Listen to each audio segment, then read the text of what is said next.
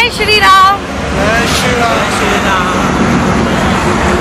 जय श्री राम। सबसे पहले सभी को हम मुंबई से अयोध्या के लिए निकले हैं। हमें हो गए आज के 6 दिन। অযোধ্যায় ভগবান শ্রীরামের ভব্য মন্দির তৈরি হয়ে গিয়েছে। আর মাত্র কয়েকটা দিনেরই অপেক্ষা, তারপর উদ্বোধন এবং প্রাণ প্রতিষ্ঠা। আপনাদের এটাও বলে দিই, 22 জানুয়ারি 2024 কিন্তু খুলে যাচ্ছে রাম মন্দির এবং সেই দিনই কিন্তু রাম মন্দিরে উদ্বোধন এবং প্রাণ প্রতিষ্ঠা হতে চলেছে। কিন্তু এরই মধ্যে সোশ্যাল মিডিয়ায় একটা জিনিস যেটা খুব পরিমাণে ভাইরাল হচ্ছে তা হলো শবনম শেখ। মুম্বাইয়ে একজন মুসলিম মহিলা যিনি কিনা পায়ে হেঁটে অযোধ্যার উদ্দেশ্যে রওনা দিয়ে দিয়েছেন। এই মুসলিম মহিলা কিন্তু পুরো ভারতের মুসলিম সমাজদের মধ্যেও সাড়া ফেলে দিয়েছে এবং কি পুরো ভারতের একটি নতুন রেকর্ড করতে চলেছে এই মুসলিম মহিলা। যে শবনম শেখ যেটা বলেন যে ভগবান শ্রীরাম কিন্তু শুধু হিন্দুদের দেবতা নয়, ভগবান শ্রীরাম প্রত্যেকটা মানুষের দেবতা, প্রত্যেকটা ধর্মাবলম্বী মানুষদের দেবতা। এবং ভগবান শ্রীরাম শবনম শেখের আদর্শ তা কিন্তু শবনম শেখ প্রায়শই বলে থাকেন। একজন মুসলিম মহিলা যার কাঁধে হিন্দু ধর্মের ধ্বজা, ভগবান শ্রীরামের পোস্টার এবং কাঁধে ব্যাগ নিয়ে ছুটে চলেছেন ভগবান শ্রীরামের দর্শন পাওয়ার জন্য অযোধ্যার রাম মন্দিরে। এটা কিন্তু প্রত্যেককেই প্রভাবিত করছেন, প্রত্যেককে আকর্ষিত করছেন। এমনকি শবনম শেখ যে মুসলিম মহিলার কথাটি আমরা ভিডিওতে বলছি, তার বিভিন্ন ভিডিও কিন্তু ইতিমধ্যে সোশ্যাল মিডিয়ায় ভাইরাল হচ্ছে। অনেকেই তাকে তার এই কাজের জন্য সাধুবাদ জানাচ্ছে, শুভেচ্ছা জানাচ্ছে। শবনম শেখ জয় শ্রীরাম ধ্বনির সাথে তার এই যাত্রা জারি রেখেছে। আপনাদের বলে দিই যে শবনম শেখ কিন্তু এটা দাবি করেন যে তিনি একজন সনাতনী মুসলিম এবং সে বলেন তার উদ্দেশ্য অযোধ্যায় গিয়ে রাম মন্দির দেখা এবং ভগবান শ্রীরামের দর্শন করা। বন্ধুরা, বাকিটা আপনারা শবনম শেখের মুখ থেকেই শুনে নিন যে কিভাবে একজন মুসলিম মেয়ে হওয়া সত্ত্বেও ভগবান শ্রীরামের প্রতি এত আস্থা, এত বিশ্বাস হতে পারে, যে কারণে কিন্তু মুম্বাই থেকে পায়ে হেঁটে অযোধ্যার উদ্দেশ্যে রওনা দিয়েছেন। শুনুন বাকিটা তার মুখ থেকেই কি বলছেন। जी 3 दिन नहीं, आज हमें 6 दिन हो गए हैं। 6 दिन से हम सफर कर रहे हैं और सुबह सुबह हमने यात्रा आरंभ किया है प्रभु श्री राम जी का नाम लेकर। और हमने यही सोचा है कि भाई हम कभी भी पहुंचे। हमने ये नहीं सोचा है कि हम 22 जनवरी को पहुंचेंगे उद्घाटन के दिन, हम कभी भी पहुंचेंगे, हम दर्शन लेकर ही रहेंगे। हमारे दिल में यही इच्छा है। देखिए, राम जी को मानने के लिए हिंदू होना ही ज़रूरी नहीं है। राम जी को कोई भी मानता है, चाहे वो मुसलमान हो, हिंदू हो, सिख हो, ईसाई हो, वो जा सकता है। ज़रूरी नहीं है कि हिंदू ही राम जी को माने। और राम जी तो सबके भगवान है। ज़रूरी नहीं है कि मैं मुसलमान हूँ तो मैं राम जी को नहीं मानूंगी। मैं मानती हूँ और राम जी के लिए मैं जा रही हूँ। और मुझे प्रेरणा ऐसे आई कि इंस्टाग्राम पे आई, इन दिनों सोशल मीडिया पे मैंने बहुत सारे वीडियोस देखे, और खास करके लड़कों के, वो बहुत पैदल यात्रा करते हुए हर बहुत सारी जगह जा रहे हैं। तो मैंने लड़कियों का एक भी वीडियो नहीं देखा। तो मैंने सोचा यार लड़के कर सकते हैं तो हम महिलाएं क्यों नहीं कर सकती है। हम तो देवी लक्ष्मी के रूप है, जैसे सनातन धर्म में बोला गया है कि महिलाएं देवी लक्ष्मी की रूप होती है, तो हम क्यों नहीं ये सारी चीज़ें कर सकते हैं। हमें तो नारी शक्ति कहा गया है, तो मैं एक नारी शक्ति हूँ और मैं वही बता रही हूँ लोगों को कि भाई लड़के ही नहीं, महिलाएं भी ये कार्य कर सकती है, पैदल चल सकती है। मुझे बहुत लोगों ने ये बोला है कि अरे लड़की है, आप लड़की हो और इतना दूर जा रहे हो। अरे लड़की नहीं, मैं नारी शक्ति हूँ, मैं देवी हूँ, मैं लक्ष्मी हूँ, मैं काली माता हूँ, उनका रूप हूँ।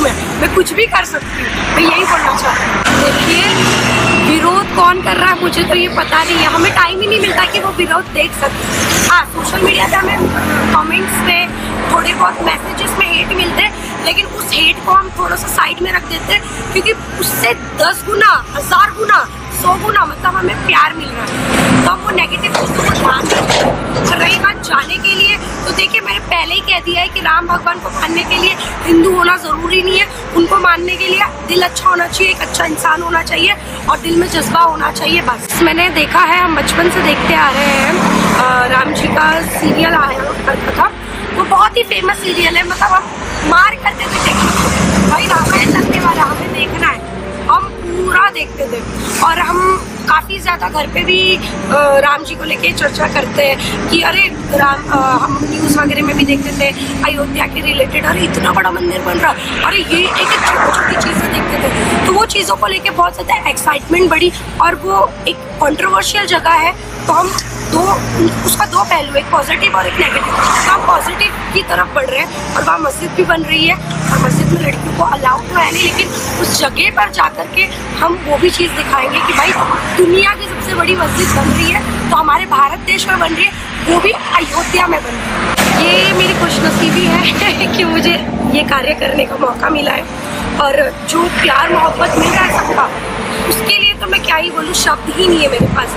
और मैं बहुत लकी हूँ कि मुझे इतना ज़्यादा मौका मिल रहा है, ये हर किसी को नहीं मिलता है, मुझे मिला है। हिंदुस्तान में मेरे ख्याल से 25 से 30 करोड़ मुसलमान हैं, उनमें से मैं पहली हूँ जो पैदल यात्रा कर रही हूँ, तो जाहिर सी बात है मैं सच में बहुत লাকি। শবনম শেখ তিনি বলছেন যে তিনি ছোট থেকেই ভগবান শ্রীরাম এবং পৌরাণিক যে সমস্ত সিরিয়ালগুলি হতো সেগুলি দেখতেন।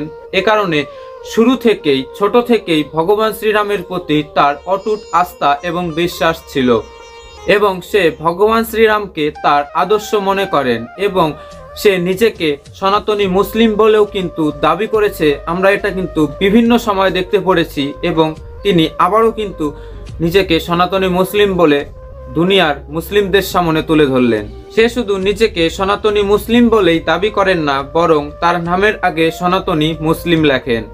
এবং আরেকটি কথা হচ্ছে যে মহারাষ্ট্র সরকার শবনম শেখের সুরক্ষার কথা মাথায় রেখে কিন্তু তার সুরক্ষার জন্য 3 জন পুলিশকে নিয়োগ করেন। আসলে বন্ধুরা, শবনম শেখ তিনি বলেন যে তিনি প্রধানমন্ত্রী নরেন্দ্র মোদী এবং মুখ্যমন্ত্রী যোগী আদিত্যনাথের কাছ থেকে খুবই প্রভাবিত এবং অযোধ্যায় রাম মন্দির দেখার পর যদি তিনি সুযোগ পান তাহলে যোগী আদিত্যনাথের সাথে অবশ্যই দেখা করবেন। শবনম শেখ যদি যোগী আদিত্যনাথের সাথে দেখা করার সুযোগ পান তাহলে তিনি যোগী আদিত্যনাথকে ধন্যবাদ জানাবেন। এ কারণেই কারণ কি যোগী আদিত্যনাথ উত্তরপ্রদেশে যেভাবে আইন ব্যবস্থাকে ম্যানেজ করে রেখেছেন তার জন্য তিনি যোগী আদিত্যনাথকে ধন্যবাদ দিতে চান।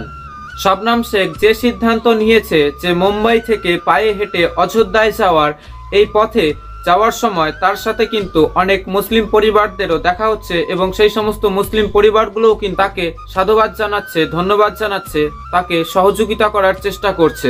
हम रास्ते से चलते चलते जा रहे थे, हमें इतने सारे लोग मिले और हमें बहुत समर्थन मिल रहा है। आपका नाम क्या सर जी? अय्यूब हाजी सरदार सैयद। देखो ये अस्सलाम वालेकुम भी बोलते हैं, जय श्री राम भी बोलते हैं। অন্যদিকে আবার দেশে থাকা কিছু কট্টরপন্থী মুসলিমরা কিন্তু শবনম শেখের এই কাজটিকে নিন্দা জানাচ্ছে এবং তারা বলছেন যে একজন মুসলিম হয়ে কখনোই তার এটা করা ঠিক হয়নি। শবনম শেখ তার বন্ধুদের নিয়ে এই যাত্রা শুরু করেছেন এবং সব মিলিয়ে তার আজকে 6 দিন এই যাত্রার। সাধারণতভাবে প্রত্যেকটা রাম ভক্তই কিন্তু অপেক্ষায় রয়েছেন সেই দিনটার, সেই শুভ মুহূর্তটার যখন কিনা ভগবান শ্রীরামের প্রাণ প্রতিষ্ঠা হবে এবং ভগবান শ্রীরাম তার জন্মভূমিতে ফিরবেন।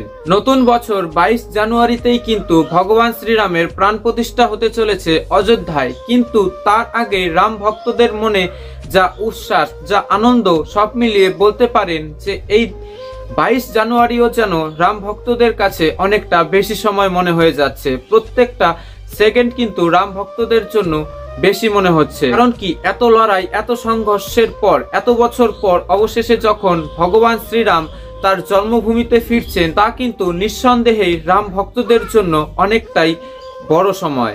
এবং এই 22 জানুয়ারির দিনে কিন্তু ভারতের প্রধানমন্ত্রী নরেন্দ্র মোদী, যোগী আদিত্যনাথ এবং প্রত্যেকটা হিন্দু ধর্মাবলম্বী মানুষরাই কিন্তু উপস্থিত থাকছেন। শবনম শেখ যেভাবে ভগবান শ্রীরামকে তার আদর্শ মনে করেন, যেভাবে ভগবান শ্রীরামকে আপন করে নিয়েছেন, পাশাপাশি ভারতের প্রধানমন্ত্রী নরেন্দ্র মোদী এবং উত্তরপ্রদেশের মুখ্যমন্ত্রী যোগী আদিত্যনাথের কাজের প্রশংসা করছেন, তা থেকে কিন্তু আবারও এটা প্রমাণ হয়ে যাচ্ছে এবং দেখা যাচ্ছে যে ভারতের বাকি মুসলমানদের থেকে অনেকটাই কিন্তু আলাদা ছবি শবনম শেখের উঠে আসছে।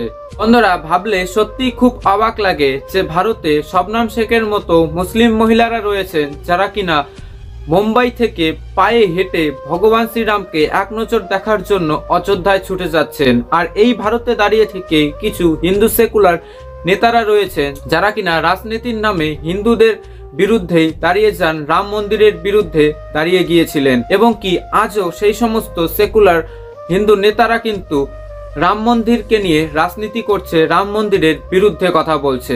আজকে সত্যি খুব ভালো লাগছে শবনম শেখের মতো একজন মুসলিম বোনকে দেখে, যিনি কিনা ইসলাম ধর্মে চলে যাওয়ার পরেও নিজের সংস্কৃতি, ধর্ম এবং ভগবান শ্রীরামকে ভোলেননি। তাই তো এত বাধা বিপত্তি পেরিয়েও হিন্দু ধর্মের জন্য লড়ে যাচ্ছেন এবং হিন্দু ধর্মের প্রচার প্রসারের জন্য কাজ করছেন।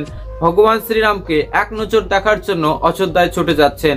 সত্যি আজকে খুব গর্ব অনুভব হচ্ছে যে শবনম শেখের মতো মুসলিম মহিলারাও আমাদের ভারতে রয়েছে।